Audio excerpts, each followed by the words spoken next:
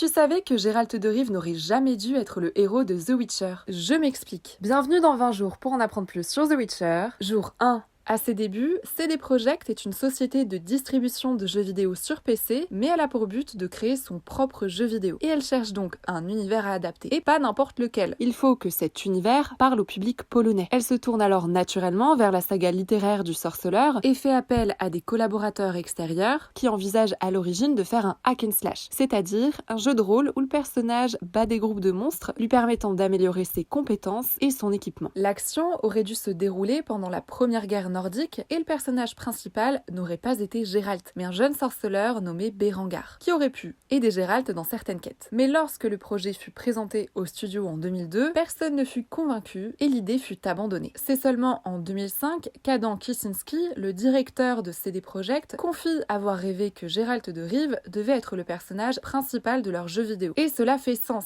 Si les fans ont aimé la saga du sorceleur, c'est aussi parce qu'ils se sont attachés à Geralt de Rive et à sa personnalité. Cela retarde la sortie du jeu de 2 ans, mais afin de minimiser le nombre d'éléments à recréer et afin de rester cohérent avec l'univers initial, CD Projekt opte pour l'amnésie de Geralt et conserve Berengar comme personnage secondaire dans The Witcher 1. Et au lieu d'en faire un jeu se déroulant en même temps que l'œuvre initiale, le studio décide d'en faire une suite. S'ensuit alors 2 autres volets vidéoludiques en 2011 et en 2015, et bientôt un 4e, qui j'espère va nous convaincre autant que les 3 premiers. Mais